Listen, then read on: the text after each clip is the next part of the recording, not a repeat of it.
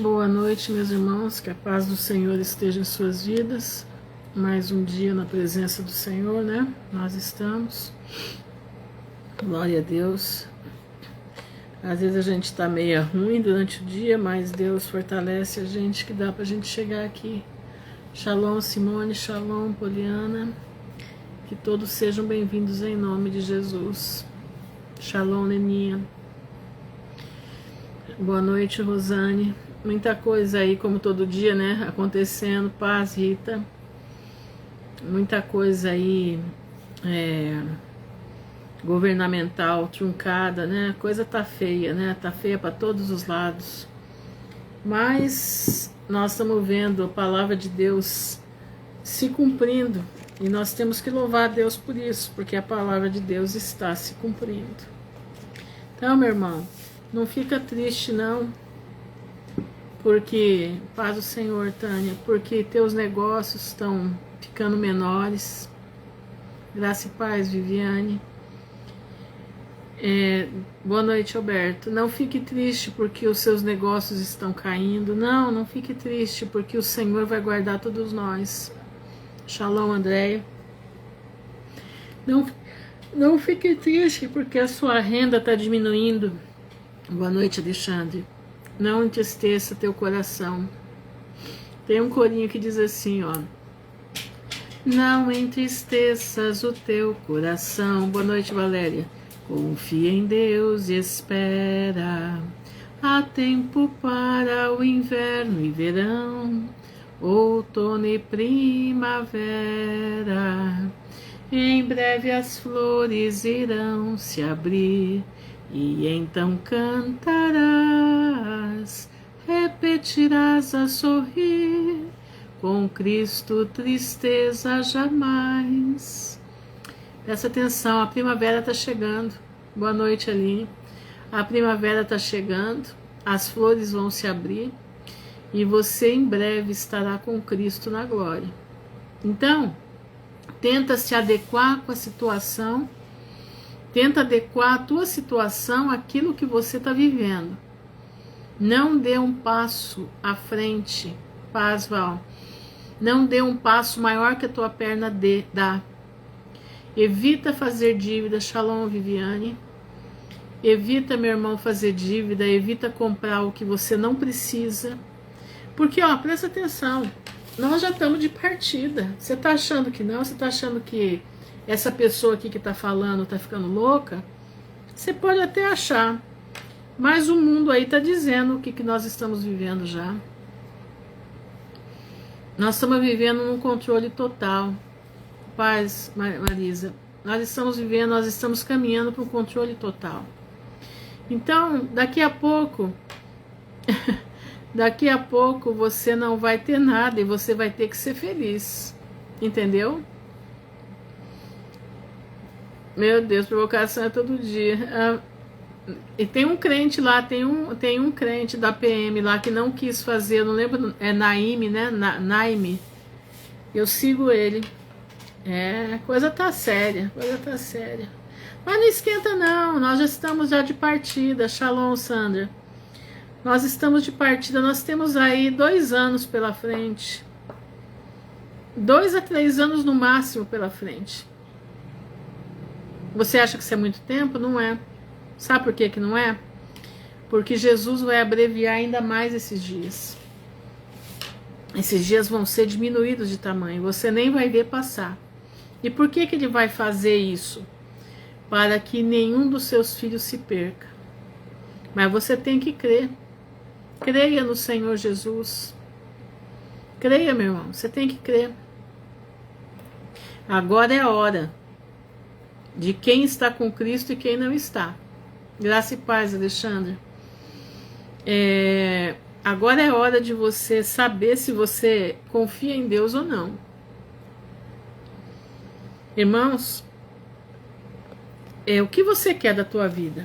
Aquele que não estiver com Cristo, aquele que não estiver seguro nas mãos do Criador, não vai suportar o que está vindo. Você vai abrir o bico rapidinho. Por isso você tem que começar a se adequar à situação. Você precisa começar a se adequar à situação. Você precisa ter na tua mente o seguinte: aconteça o que acontecer, de Cristo eu não largo. Vocês viram aí que a palma da sua mão, aqui no Brasil, eles vão fazer uma biometria na palma da mão para você fazer o pagamento com a mão. Você sabe o que é isso? Você sabe que quem aderir a isso, meu irmão, automaticamente em pouco tempo terá a marca da besta aqui. Entendeu? Terá a marca da besta assinado aqui. Quem aderir a esse processo aí que o governo brasileiro está fazendo, em pouco tempo vai estar com a marca prontinha aqui em cima. Você entendeu? Então, meu irmão, presta atenção. Não é hora de você... Como é que chama?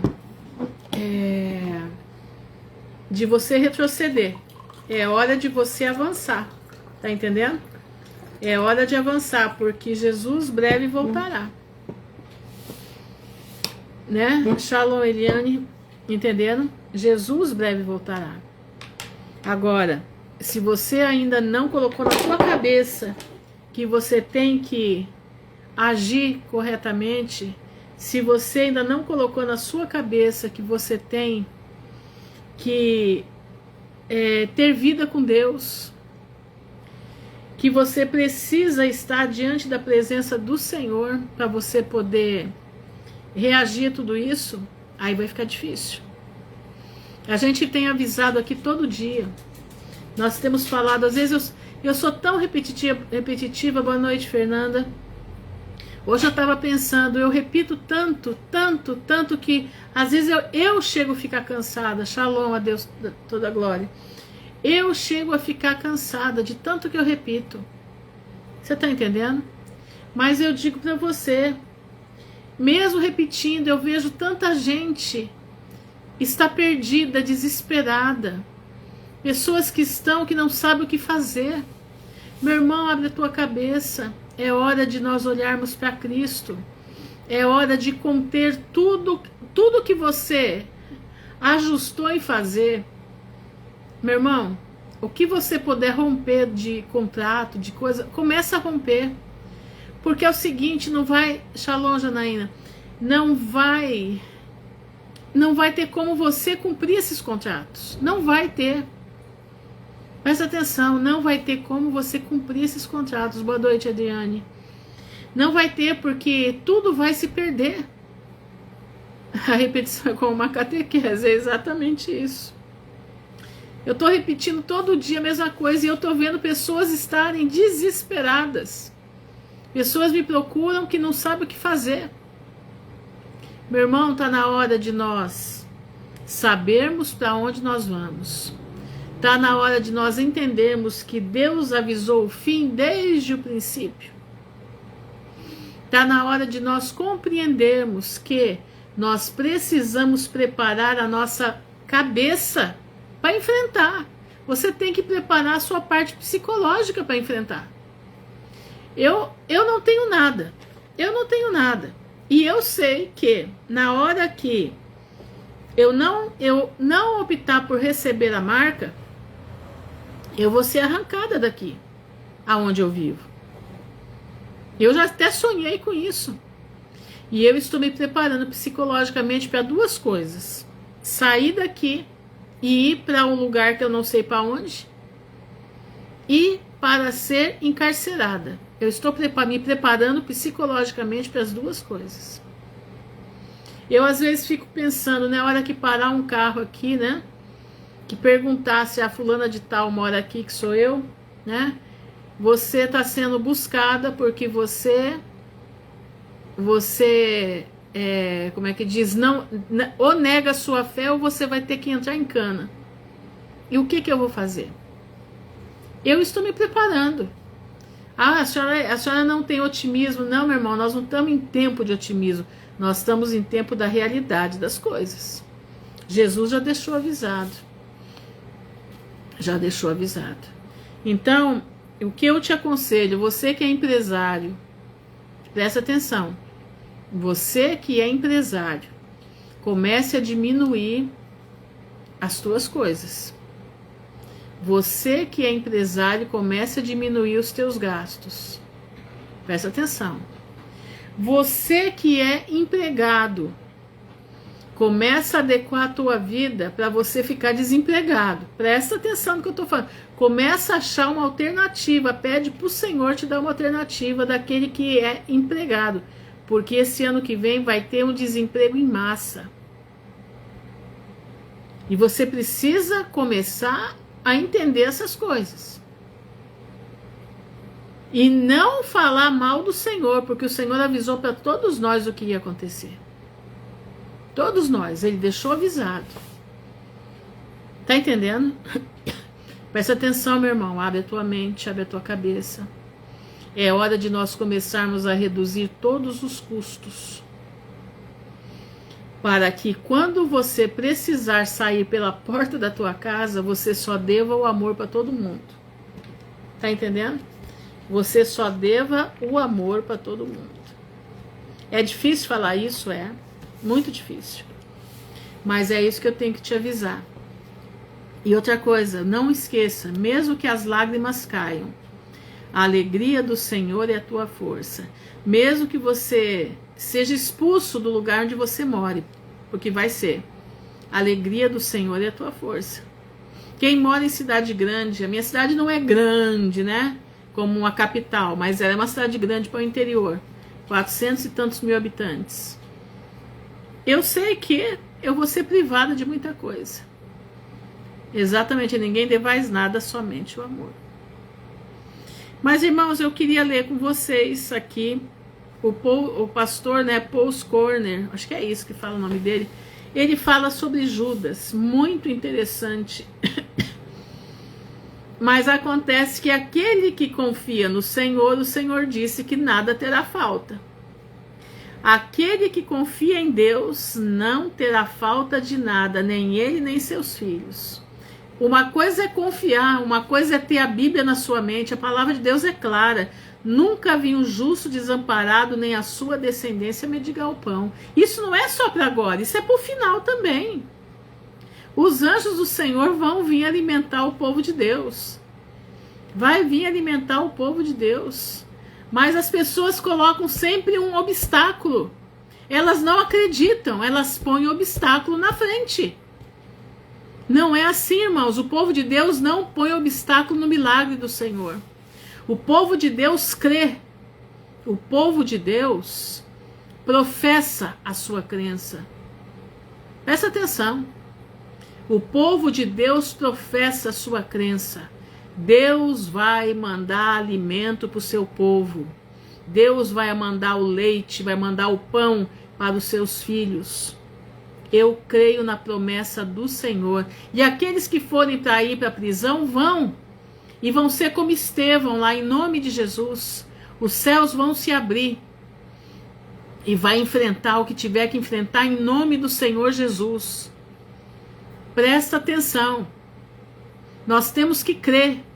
Agora é hora de saber quem você é.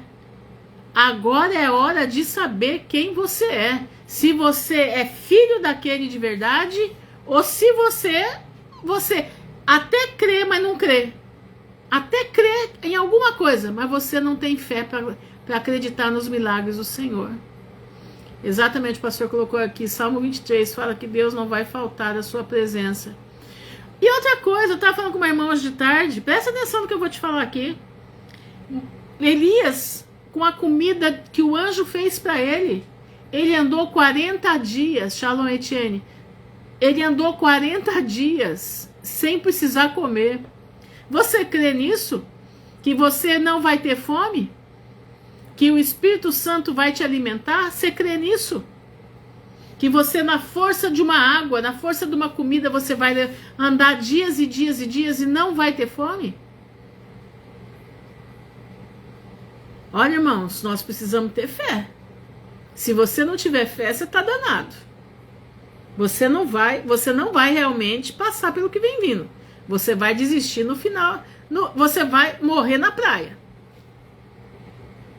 Ou você aviva a tua fé, ou você aviva a tua fé, Eu não lembro, pastor, acho que foi pão, não foi? Eu não lembro que alimento que ele comeu. Brasa, o anjo fez para ele, mandou ele comer, eu não lembro que alimento que foi, não. Se o senhor lembrar, coloca aí. Entendeu? Nós vamos ver Deus trabalhando no meio do povo dele. Nós vamos ver as bênçãos do Senhor. Mas precisamos ter fé. Tem que parar de ter visão da galinha e ter a visão da águia. Para, meu irmão, com essa visão de galinha aí. Vamos ter a visão da águia, em nome de Jesus. Em nome do Senhor Jesus. Quem sustentou o povo de Israel lá no deserto é o mesmo que faz sustentar o povo dele agora. No deserto, rumo para Canaã celestial. Nós não estamos indo mais para uma Canaã terrena, estamos indo para Canaã celestial. Exatamente, é impossível, em fé é impossível agradar a Deus. Mas tá bom, eu quero ler com vocês aqui sobre o anjo do abismo. Interessante, irmã, eu tenho 2 filhos deficientes, são 2 homens com cabeça de criança. Tem perigo não. Deus vai dar o que é necessário. Não tem perigo. Unja seus filhos todos os dias. E proclama, Senhor, não vai faltar nada para os meus filhos. Não vai faltar o pão, não vai faltar a veste. E eles vão me obedecer aonde quer que eu tenha que ir. Simples assim. Simples assim. Mas vamos aprender um pouquinho com o pastor Paul's, né? Paul's Corner. Acho que é isso. Eu quero que você escute o que ele fala aqui. Boa noite, Berenice. Escute o que ele fala aqui sobre Judas. Pão assado na pedra e água. Pois é, ó, olha o que Elias comeu. Ó, pão assado na pedra e água que o anjo preparou para ele. E ele andou 40 dias sem parar. Tá entendendo? Ele andou 40 dias sem parar. Você quer melhor do que isso? Você quer ser... que o anjo veio e fez a comida para ele. E ele não vai, e o Senhor não vai fazer para nós? Claro que vai. Claro que vai. Põe tua fé em alta, meu irmão. Para de falar desgraça e fala a tua fé. O Senhor nos guardará. O Senhor vai preparar. Tá entendendo? O Senhor é poderoso, é Deus forte, Deus da guerra. Mas vamos lá, vamos aprender então sobre Judas. Eu quero deixar aqui uma coisa clara para vocês, mudando de saco para mala, né? Seguinte, quando nós estudamos profecia, quando nós estudamos Apocalipse, existem visões diversas.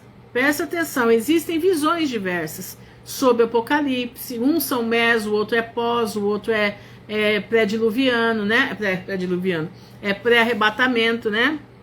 Pré-tribulação. Nada disso leva para o inferno. Presta atenção. Isso são o que o homem acha, tá? São teorias que a gente levanta, tá? Então, o que eu vou ler aqui para vocês não é uma imposição. Ele é pré-tribulacionista. Eu não sou pré-tribulacionista. Eu sou meso, no caso, né? Eu acho que nós vamos ver o anticristo e a partir daí nós poderemos ser retirados daqui a qualquer momento. Em especial na festa das trombetas, né? Shalom, Márcia. Mas ele tem uma visão muito interessante sobre Judas, e eu quero que você entenda, eu quero que você compreenda. Eu posso ler? Posso ler? Não é grande, não é comprido, tá? Depois eu vou ler aquilo que o Senhor deu para nós aqui, tá bom? A besta que ascende do abismo. Presta atenção. Shalom, Joelma. Apocalipse 11, 7. A ressurreição do anticristo pelo poder satânico, não um retorno político. Presta atenção. A ressurreição do anticristo pelo poder satânico. Peraí. Não por um poder político. Quando a escritura diz... Pera um pouquinho. Quando a escritura diz: e quando tiverem terminado o seu testemunho, a besta que sobe do abismo sem fundo fará guerra contra eles, contra as 2 testemunhas. Isso já está para acontecer. Isso já está para acontecer. Tá? Vou ler de novo. Quando a escritura diz: e quando tiverem terminado o seu testemunho, a besta que sobe do abismo sem fundo fará guerra contra eles e os vencerá e os matará. Apocalipse 11, 7. A questão diante de você não é estratégia política, alianças militares ou os conluios dos bastidores de Roma. A questão é ressurreição sobrenatural por um espírito que foi trancado desde o momento em que deixou esta terra. Você não está olhando para um senador revivido nas pesquisas ou um tirano carismático fazendo um retorno após má publicidade. Você está encarando o único homem na história descrito pelo próprio Jesus Cristo como um diabo. João 6,70. E pelo Espírito Santo, como filho da perdição. João 17,12. Nenhum outro homem na Escritura carrega esse título, exceto o Anticristo, descrito em 2 Tessalonicenses 2,3, onde Paulo diz: aquele homem de pecado seja revelado, o filho da perdição. A Bíblia nunca desperdiça um título quando o Senhor atribui filiação. Ele designa natureza, identidade e destino. O Filho de Deus é a divindade encarnada. Os filhos de Deus em Jó 1,6 são seres angelicais. As crianças da ira em Efésios 2,3 são pecadores perdidos sob julgamento. E o filho da perdição é o único homem garantido para a ira destruição por decreto divino. Vai ouvindo. Quando Jesus disse de Judas, aquele que me deste, guardei, e nenhum deles se perdeu, senão o filho da perdição. João 17,12. Ele não estava dando uma frase poética. Ele estava indicando o único ser humano na história cujo destino eterno foi selado antes da sua morte. É por isso que Apocalipse 11:7 não diz que a besta ressurge de um túmulo, ou de uma queda política, ou do exílio como Napoleão. Diz que ele ascende do abismo, ascender é levantar, sem fundo. Um líder político não ascende do abismo. Um Judas ressuscitado, sim. Olha isso. O abismo sem fundo nunca é usado para a morte humana na Escritura. É uma prisão para espíritos caídos. Apocalipse 9, 1-3. Um lugar de contenção para seres sobrenaturais que são perigosos demais para vagar livres. Pedro diz que Deus os lançou no inferno e os entregou às cadeias da escuridão. Segundo Pedro 2,4. Judas diz que eles estão reservados em cadeias eternas, sob escuridão. Judas 6. Humanos não vão para lá, demônios vão. Judas é a exceção, porque Judas não é um homem comum, ele é um caso híbrido. Gente, olha que interessante isso. Judas é um caso híbrido.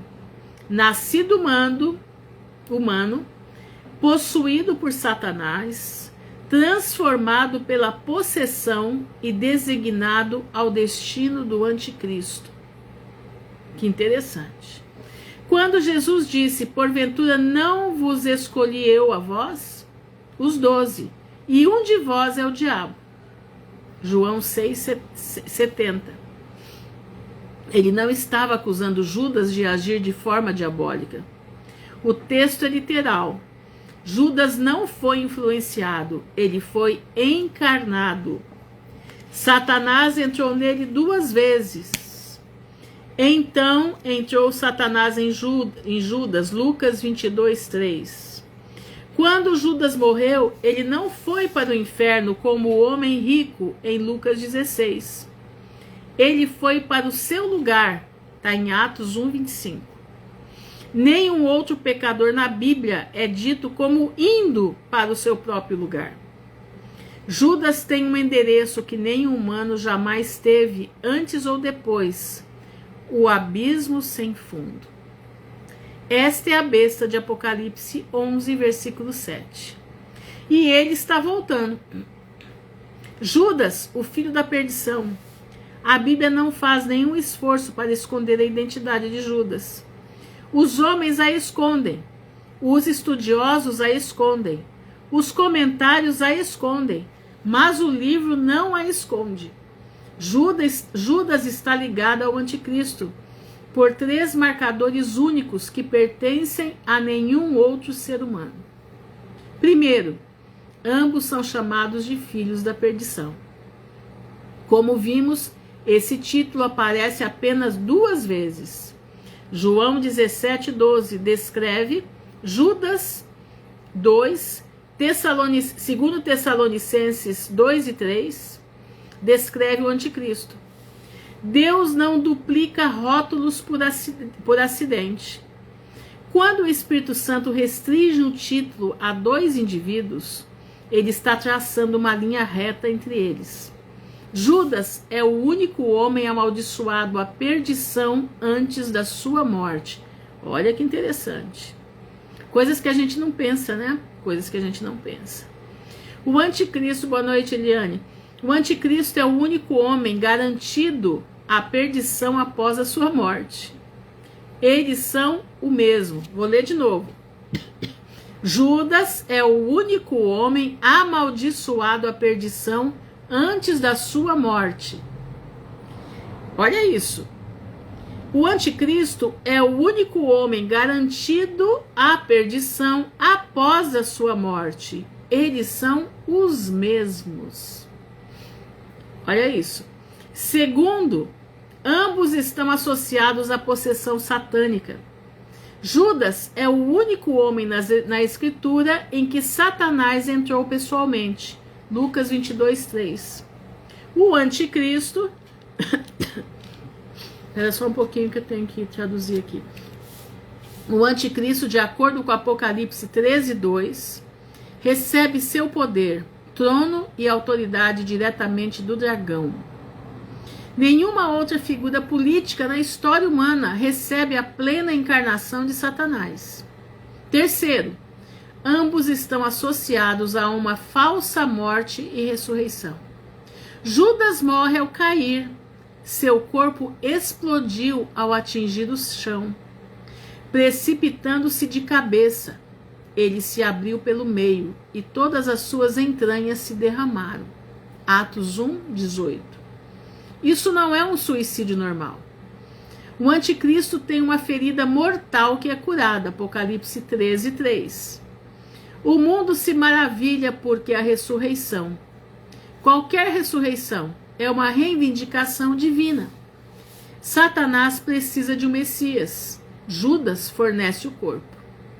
Judas é o único homem cuja morte é descrita de forma grotesca, porque ele é o único homem cujo corpo será usado novamente. Enquanto os salvos recebem corpos glorificados na ressurreição, Judas recebe um corpo reanimado, impuro, um vaso empoderado pelo diabo. Seu espírito não surge do seio de Abraão ou do tormento no Hades, ele surge do abismo. Judas foi trancado por 2000 anos. E quando a besta que sobe do abismo sem fundo aparecer, será a sua chegada. O abismo e a falsa ressurreição. Apocalipse 11:7 liga a destruição das 2 testemunhas diretamente à ascensão da besta. Isso é importante porque a Bíblia sempre distingue o movimento ascendente do descendente. Cristo subiu bem acima de todos os céus, Efésios 4:10. Os salvos sobem ao arrebatamento, arrebatados, Tessalonicenses 4:17. Satanás cai, e vi Satanás caindo do céu como um relâmpago, Lucas 10:18. Anjos caídos caem, As estrelas do céu caíram. Apocalipse 6:13. Mas a besta sobe do abismo.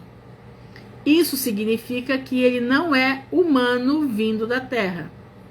Ele não é angelical vindo do céu. Ele é uma entidade ressuscitada vinda do abismo. Como os gafanhotos de Apocalipse 9, como Apolion, o destruidor. Como os vigias aprisionados de Judas 6. Ele é um caso híbrido, um vaso humano carregado um espírito demoníaco, ressuscitado pelo poder satânico. Quando o anticristo se levanta, ele imita Cristo.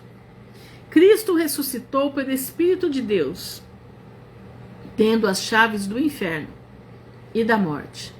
Apocalipse 1:18. Boa noite, pastoração. A besta ressuscita pelo espírito de Satanás, empoderada pelo dragão. Apocalipse 13:2. Cristo ressuscitou para trazer vida.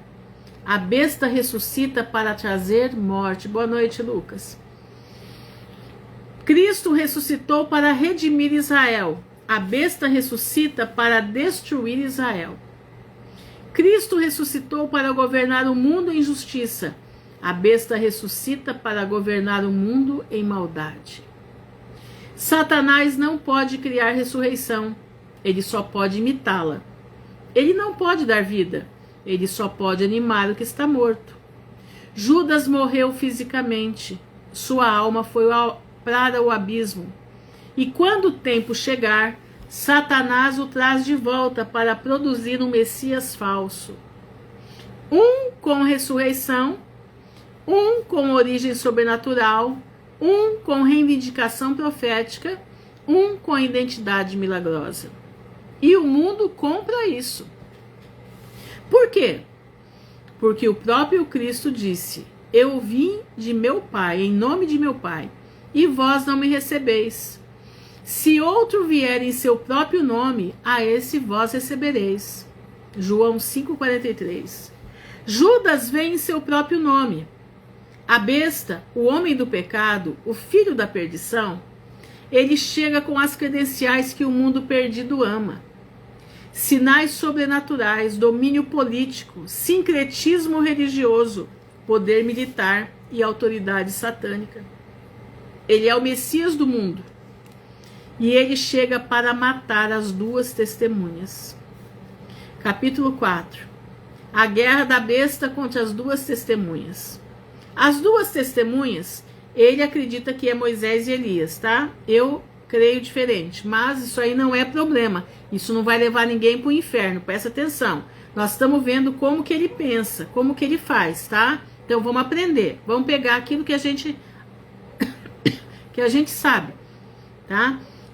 As duas testemunhas, Moisés e Elias, têm ministérios que espalham sua autoridade do Antigo Testamento. Um transforma água em sangue, Êxodo 7:17. O outro faz descer fogo do céu, 1 Reis 18:38. Juntos, eles fecham o céu para que não chova. Apocalipse 11:6. Né? Olha aqui, ó. Assim como Elias faz por 3 anos e 6 meses. Tiago 5:17. Eles atormentam o mundo ao testemunhar contra a besta. O mundo os odeia porque sua pregação não é inclusiva, não é tolerante. A pregação das duas testemunhas não é inclusiva, não é tolerante, não é amorosa ou baseada em diálogos. Sua mensagem é de juízo, ira, arrependimento e o rei que vem. Sua mensagem é: Jesus está voltando, arrepende do teu pecado. Seus milagres são destrutivos, porque faz descer fogo do céu, faz a chuva parar. Shalom, Maria Rita. Tudo que é destruição para o mundo eles fazem, porque eles vêm já para a ira. Presta atenção. Não terapêuticos. Seus milagres são destrutivos e não terapêuticos. Eles são os profetas finais antes do Armagedon. Olha isso. E seu ministério Olha aqui, ó. Já estou terminando, gente. E seu ministério enfurece todo o sistema humano da terra. Mas eles não podem ser mortos até que seu testemunho esteja concluído. Quando o texto diz, e quando eles tiverem terminado seu testemunho, Apocalipse 11, 7, significa que nenhuma arma, nenhum demônio, nenhuma força política, nenhum poder religioso poderia tocá-los até que o relógio de Deus marcasse a hora. Eles são invencíveis até que a besta se levante. Então a besta os mata. O mundo se regozija, enviando presentes uns aos outros como um Natal satânico. Apocalipse 11, 10. Seus corpos jazem na rua por 3 dias e meio. A CNN transmite, a ONU celebra, o Vaticano abençoa a morte deles. E o mundo adora. Mas Deus tem a última palavra. Após 3 dias e meio, o espírito de vida vindo de Deus entrou neles e eles se puseram de pé. Engraçado que vai ter todas as câmeras filmando, né? Todos os celulares vão ver. Esta é a verdadeira ressurreição, não a falsificação da besta. Os profetas de Deus sobem ao céu. O Messias de Satanás sobe ao abismo. As testemunhas de Deus sobem à nuvem. O ídolo do homem desce à perdição. Judas vence uma batalha. Cristo vence a guerra. Por que a igreja nunca enfrentará ele? Aqui ele vai falar sobre o que ele acha sobre o pré-tribulacionismo, tá? Uma das verdades mais encorajadoras em Apocalipse é que a igreja nunca vê a besta. Quando Judas se levanta, a noiva de Cristo já foi arrebatada. Tomara a Deus que seja assim mesmo, né? Mas eu não acredito que seja assim, mas tudo bem, mas vamos aprender com ele. Para encontrar o Senhor nos ares, 1 Tessalonicenses 4,17. O homem do pecado não pode ser revelado até que ele seja tirado do caminho. 2 Tessalonicenses 2,7. Referindo-se ao ministério da restrição do Espírito Santo por meio da igreja. A igreja não suporta a tribulação, porque não está designada a ira. Ele é pré-ira, como eu aqui também. Não somos, né? Então ele está falando da tribulação da ira. Ele acha que a besta só levanta na ira. Eu acho que ela veio um pouquinho antes. Porque Deus não nos destinou para a ira, mas para a obtenção da salvação por nosso Senhor Jesus Cristo. 1 Tessalonicenses 5, 9. Apocalipse 6, 18. É a ira do Cordeiro. Apocalipse 6, 16. Derramada sobre o mundo que o rejeitou. Judas se levanta após o arrebatamento. Ele aparece em um mundo sem sal e sem luz. Ele governa sobre nações abandonadas à ilusão. Ele realiza milagres para uma população já entregue a uma forte ilusão. 2 Tessalonicenses 2,11. A igreja não tem parte neste drama demoníaco. Nós partimos. A última imitação de Cristo por Satanás. O anticristo não é apenas um tirano político. Ele é a última tentativa do diabo de imitar o Filho de Deus. Tudo o que Cristo faz em justiça, a besta imita em maldade. Cristo desce dos céus, a besta ascende do abismo.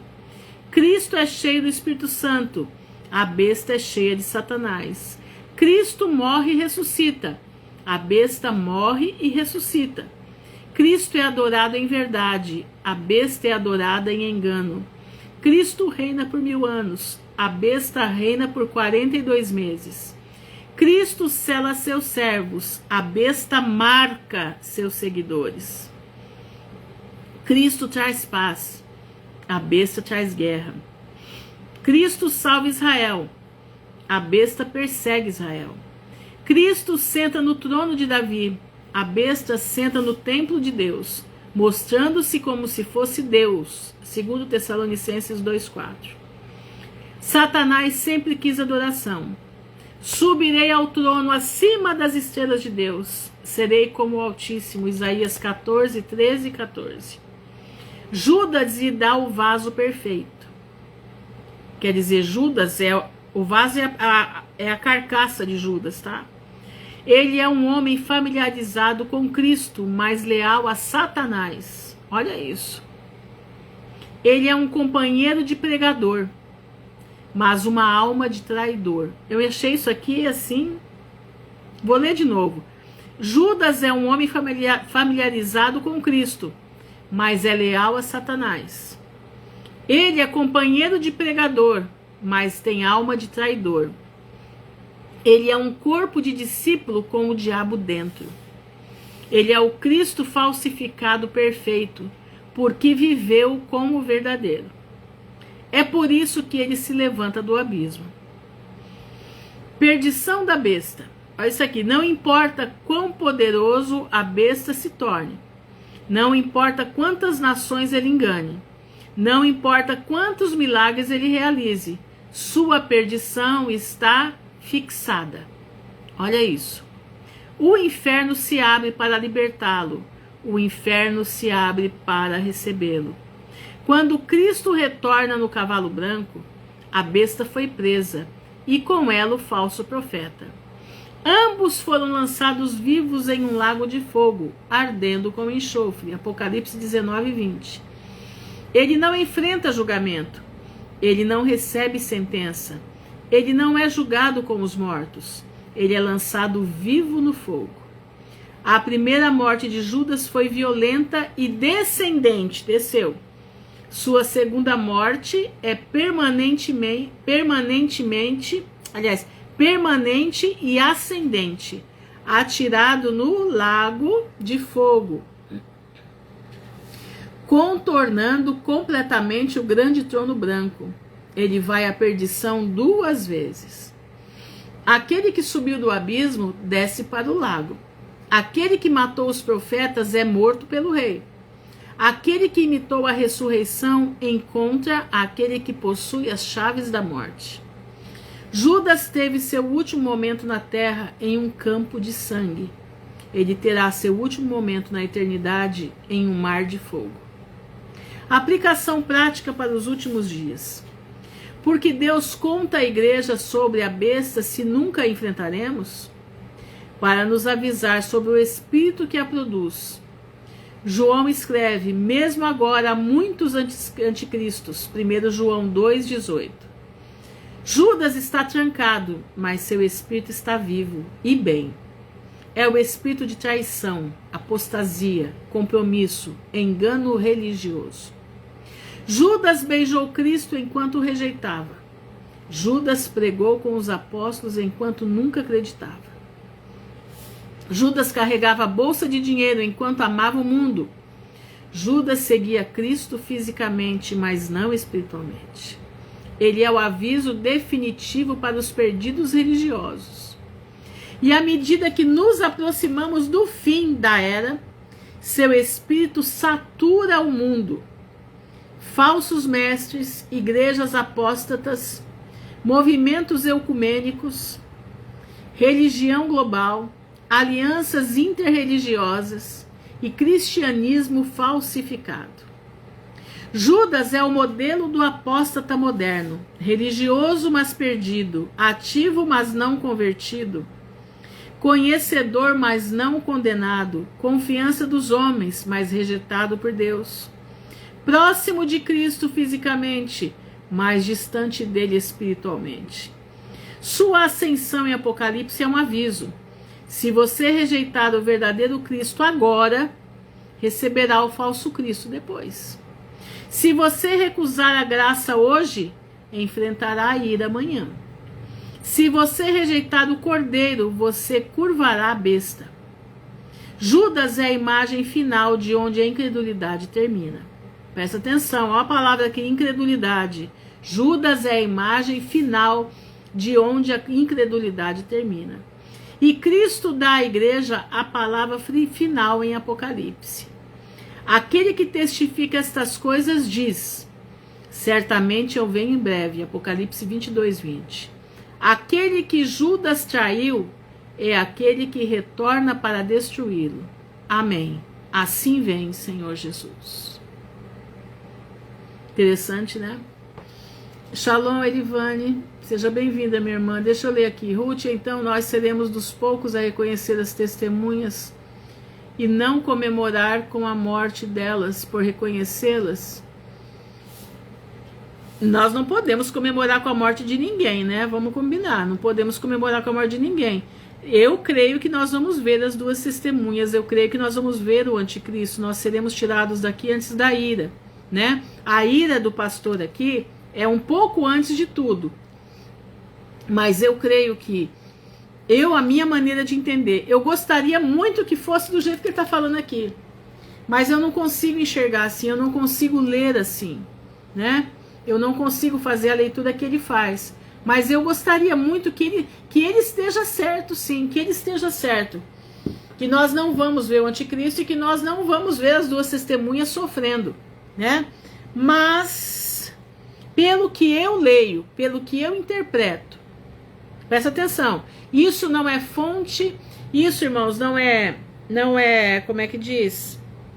Nós vamos entender o seguinte, que a interpretação da palavra, nos pontos que não são de fé, presta atenção, não são de fé, e não são de pecado, salvação, que esses têm que ser iguais, mas nas profecias nós podemos diferir, principalmente as profecias do fim. Então ele é pré-tribulacionista. Eu, na minha visão, que entendo que nós vamos ver o anticristo, que nós seremos perseguidos por um tempo, não por muito tempo, porque nós não fomos feitos para a ira, como ele diz aqui também, entenderam? Mas nós seremos retirados daqui, acredito que antes das duas testemunhas, aí eu acredito, né? Porque elas já vão chegar aos passos da ira, né? Mas pode ser que a gente nem veja elas, né? E o povo vai regozijar, com tudo isso, entendeu? O povo vai, a igreja que vai estar na época vai regozijar, os políticos vão regozijar, eles vão se presentear uns aos outros. E quando eles verem essas duas testemunhas acordarem, ressuscitarem, vai ser um pega pra capar, né? Porque vai haver até um terremoto. Então, meus irmãos, e eles vão ressuscitar já na boca da ira, entenderam? Na boca dos últimos dias, eles vão ressuscitar já perto da batalha do Armagedon, da batalha de Gog e Magog. Interessante isso, né? Mas é isso aí. Mas eu gostaria de ler com vocês aqui. Isso aqui é ensinamento, tá, gente?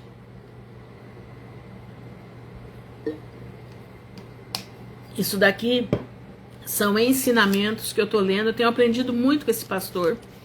Gosto muito de ler as coisas dele, sabe? O texto diz que o mundo irá comemorar a morte delas, como se fossem pessoas problemáticas. Sim, porque eles não vão trazer o que o povo quer, né? Inclusão, essas coisas que estão sendo pregadas aí, né? Eles vêm pregando o arrependimento, pregando a ira. Se não se converter, a ira de Deus vai descer. E é tudo que o anticristo não quer. Entenderam? Então é isso aí. Mas vamos lá. Nós aprendemos hoje sobre Judas, uma visão diferente sobre. Eu nunca tinha tido essa visão de Judas. Aprendi hoje. Eu nunca tinha tido essa visão de Judas. Achei incrível, né? Como Deus trabalha com seus filhos, né? Como as pessoas, cada filho dele tem um tipo de visão, né? Visão mais aprimorada, né? Com o raio-x mais aguçado, né? Eu louvo a Deus por isso, porque a gente aprende, né? A gente aprende. Então vamos lá. Vamos ler aqui. Eu quero ler Filipenses com vocês. Eu quero que você preste bastante atenção. Filipenses 4 diz assim: portanto, meus amados e muito queridos irmãos. Paulo está falando com os filipenses. É a carta mais alegre de Paulo. E essa carta mais alegre foi escrita numa prisão. Isso que é interessante, né? Minha alegria e coroa, ele está dizendo dos filipenses, que era a alegria e coroa dele. Estai assim firmes no Senhor, amados. Você está firme no Senhor, meu irmão? Paulo está mandando perguntar para você, você está firme com Jesus? Aconteça o que acontecer, você está firme com Jesus? De manhã você pergunta para você no espelho que você estará firme com Jesus, aconteça o que acontecer? Você faz esse tipo de declaração para o Senhor? Você professa isso em voz alta na tua vida? Que aconteça o que acontecer, você estará firme com Jesus? Aconteça o que acontecer, na fome, na miséria, na prisão, na morte, você não deixará as mãos de Jesus? Você não deixará, você será fiel até o fim?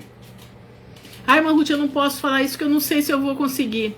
Não, você tem que proclamar isso. Você tem que proclamar. Você tem que proclamar. Entendeu? Porque nessa proclamação que você vai fazer, o mundo espiritual está ouvindo. E o Senhor se agrada daqueles que confiam nele, daqueles que depositam nele a sua confiança. Você tem que começar a declarar agora. Proclamar, não é nem declarar, é proclamar. Que aconteça o que acontecer, você não sairá dos pés de Jesus. Porque você confia naquele que você serve. Começa, meu irmão, fazer teu estoque de proclamações. Rogo a Evódia e rogo a Sintique, né? Que sintam o mesmo no Senhor. Peço-te também a ti, meu verdadeiro companheiro, que ajude essas mulheres que trabalharam comigo no Evangelho. Olha que lindo isso. Ó, o pastor colocou aqui, na hora do fogo será a provação. Exatamente.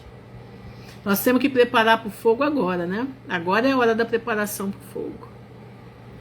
Peço-te também a ti, meu verdadeiro companheiro, que ajude essas mulheres que trabalharam comigo no Evangelho, e com Clemente e com os outros cooperadores, cujos nomes estão no livro da vida. Olha que lindo.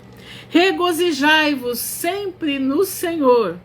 Outra vez digo, regozijai-vos. Paulo estava dentro de uma prisão. Paulo estava para ser passado a facão aqui no pescocinho dele. E ele está dizendo para o povo, regozijai-vos no Senhor. Sempre. Outra vez digo, regozijai-vos. Seja a vossa equidade notória a todos os homens. Perto está o Senhor. Estava perto naquele tempo, está mais perto agora. Agora nós estamos na porta, nós estamos na boca da situação. Não estejais, olha aqui para os meus irmãos empresários, para os meus irmãos que trabalham por conta, para os meus irmãos que estão em dificuldades, que a sua mente está balançando para um lado e para o outro e você não sabe o que fazer. Não estejais inquietos por coisa alguma, antes as vossas petições sejam em tudo conhecidas diante de Deus, pela oração, súplica com ação de graças. Petições é pedido, meu irmão. Petições são pedidos. Senhor, eu sei que as coisas vão declinar, mas eu te peço em nome de Jesus, me ajuda a eu cumprir meus compromissos. Me ajuda a eu estar até o fim, até que seja tudo tirado, para que eu possa honrar o teu nome. Tá entendendo, meu irmão? Abre a tua mente. Olha aqui, ó. E a paz de Deus, que excede todo entendimento, guardará os vossos corações e os vossos sentimentos em Cristo Jesus. Quanto ao mais, irmãos, tudo que é verdadeiro, tudo que é honesto, tudo que é justo, tudo que é puro, tudo que é amável, tudo que é de boa fama, se há alguma virtude e se há algum louvor nisto, pensai. O que também aprendeste e recebestes, e ouvistes, e vistes em mim, isto fazei, e o Deus de paz será convosco. Meu irmão, essas palavras aqui são para nós nos últimos dias agora. Isso que Paulo está falando aqui para os filipenses, são para nós agora nos últimos dias. Você precisa regozijar no Senhor. Você precisa parar de ficar inquieto. Essa inquietude sua determina a falta de fé. Irmã Ruth, eu não consigo parar de falar. Eu não consigo, eu estou desesperado. Eu preciso falar, eu preciso desabafar. Não, você está errado. Você precisa aprender a ficar de boca fechada. Você precisa aprender a esperar no Senhor. Você precisa entender que o teu campo de batalha está aqui, não aqui.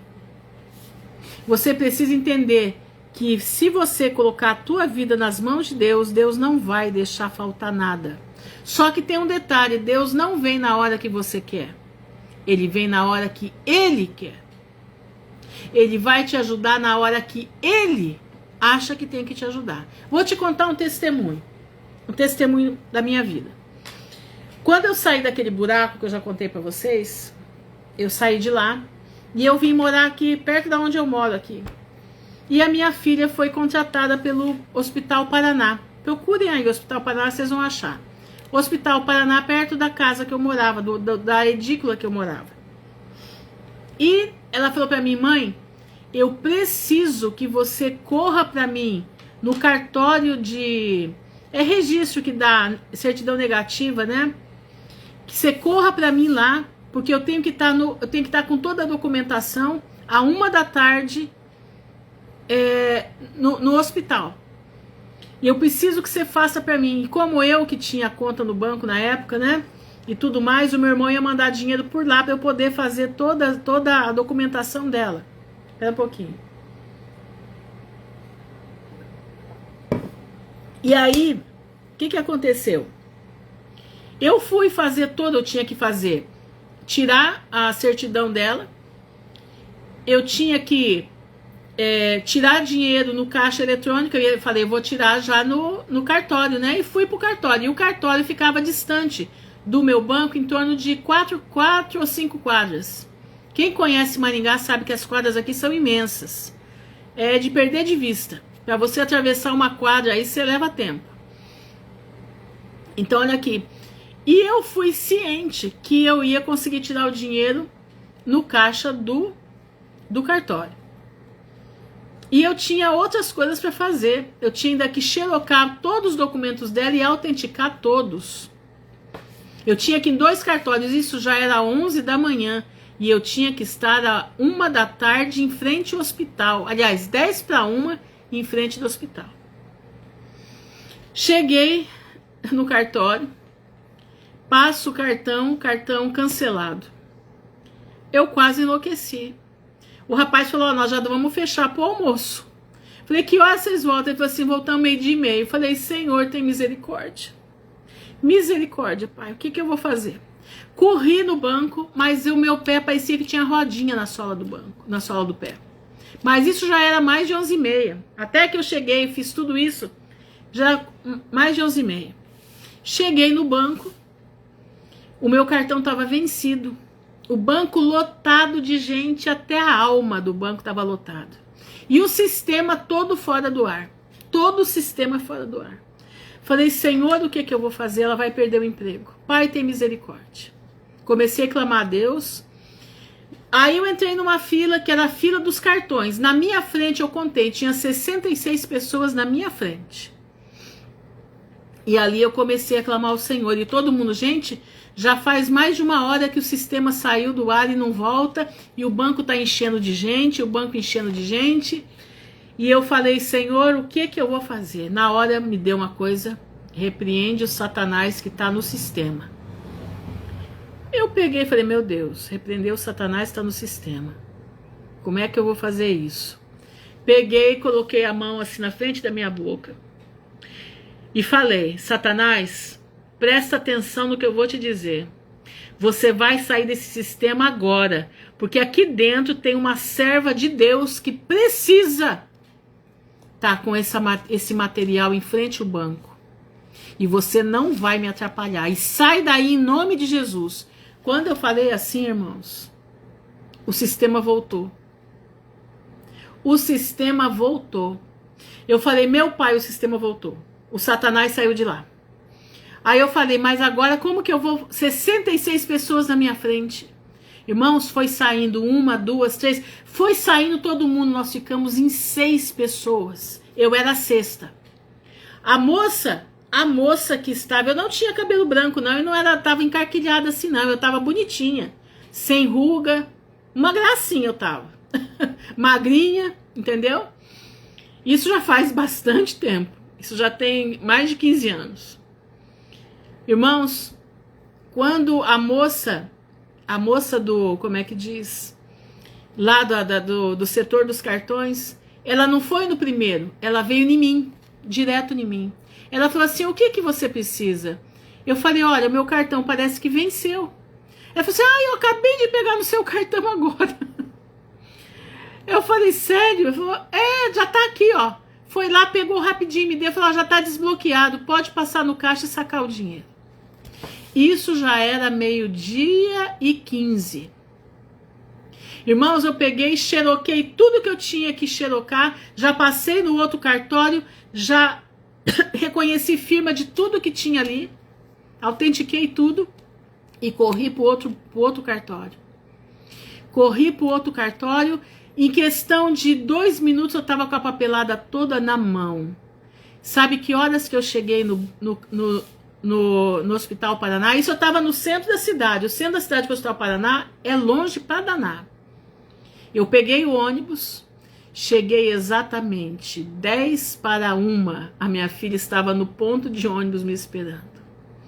Exatamente 10:50. Quem é que faz isso? Somos nós? Não.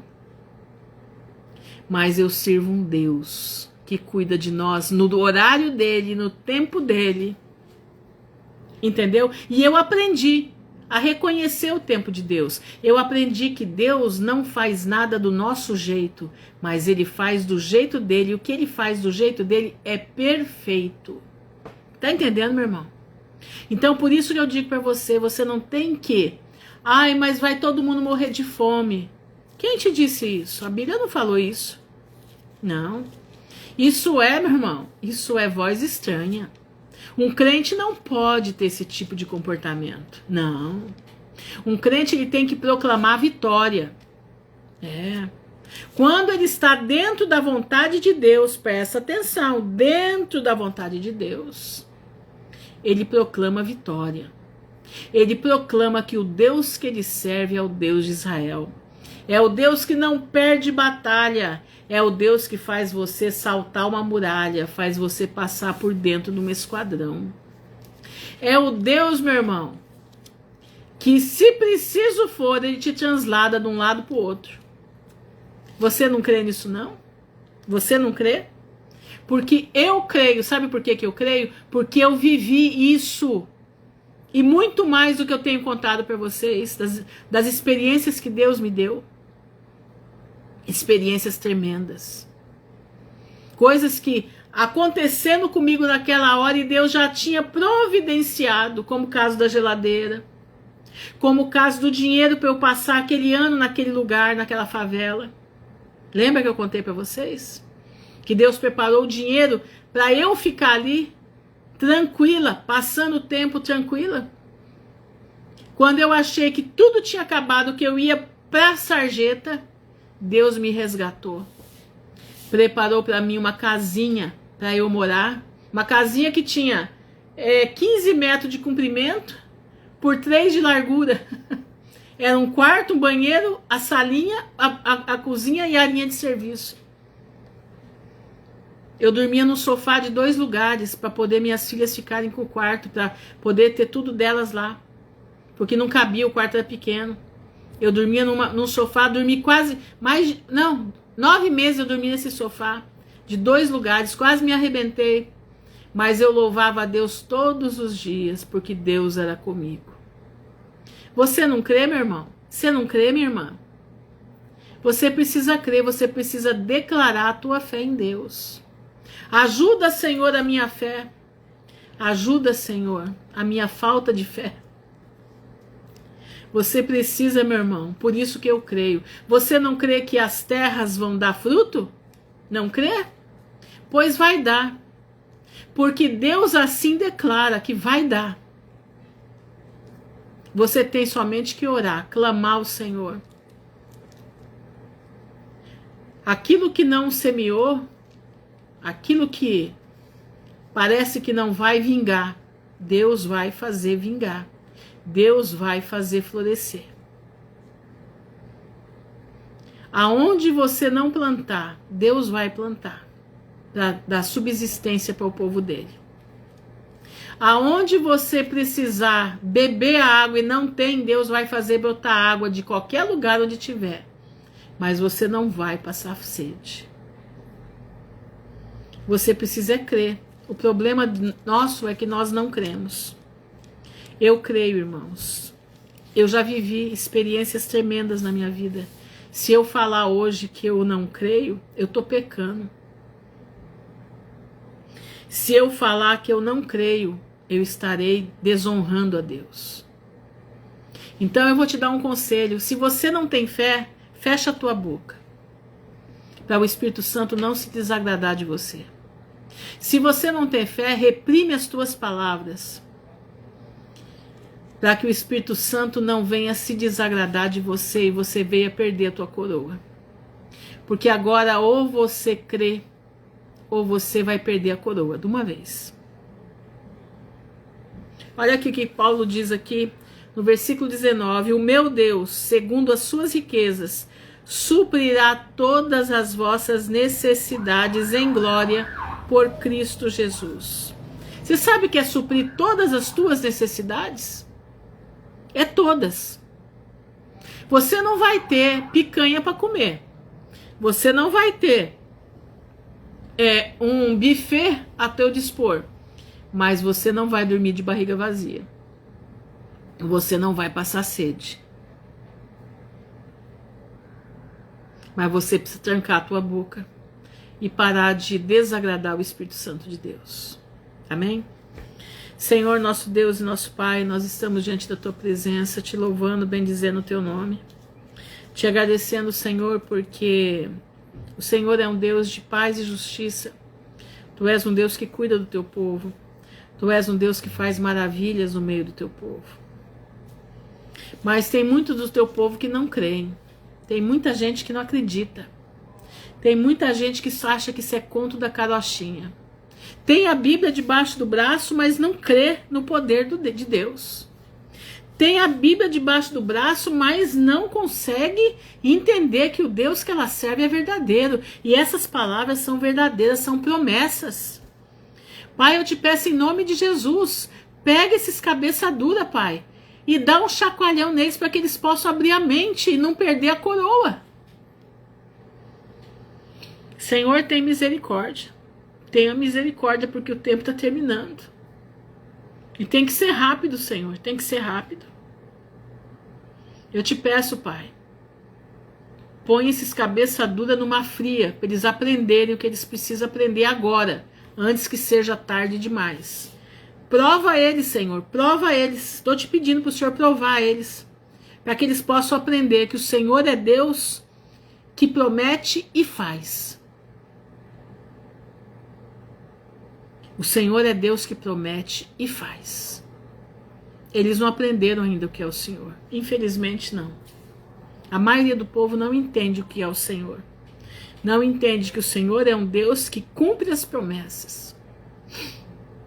Que o Senhor era, é e será sempre. Eu te peço nesse momento, Pai, o que tiver que provar, prove agora, para que eles não percam a coroa. E que eles não venham falar coisas que não devem falar. Coisas que desagradam o Espírito Santo. Sê conosco, Senhor, nesse dia, nessa noite. Dá-nos uma noite em paz na Tua presença. Que nós possamos ter sonhos de revelação, como aquela irmã me mandou tão lindos sonhos dela. Tão maravilhosos os sonhos dela. Eu peço a Ti, Senhor, que o Senhor unja a mente dos meus irmãos, que eles possam declarar no mundo espiritual que Jesus é o seu Salvador e que eles creem no poder da palavra. Senhor, eu te peço em nome de Jesus, nos ajuda, sê conosco, dá-nos uma noite em paz na Tua presença, é o que nós te pedimos, nós te agradecemos, no nome honrado de Jesus de Nazaré, que vive para sempre. Amém e amém. Irmãos, fiquem na paz do Senhor. Eu só vou te dizer uma coisa, o que eu pedi aqui, eu pedi para a tua vida. Eu pedi para que você entenda, aquele que não crê na palavra de Deus, que Deus é verdadeiro e você precisa ser provado para você aprender. Você precisa aprender e parar de ser incrédulo. Porque no céu o incrédulo não vai entrar. Presta atenção no que eu estou te falando. Incrédulo no céu não vai entrar. Não entra. Se você não crê agora, na vida eterna você não vai entrar. Você pode ter certeza disso. Por isso eu pedi para Deus te provar. Para que você possa ter tempo de ver a glória de Deus na tua vida. E possa nunca mais falar, mas não vai ter isso, não vai ter aquilo. Vai ter tudo que um homem e uma mulher precisam, uma criança precisam. Porque o Senhor vai preparar. Porque Ele é Deus justo, Ele cuida dos seus filhos. Se Ele não fosse justo, Ele não tinha mandado Jesus para morrer por nós. Agora, a tua fala incrédula no céu não entra. Então, que Deus te abençoe e te prove antes da vinda de Jesus. Fiquem na graça do Criador, que Deus abençoe a todos em nome de Jesus. Amém.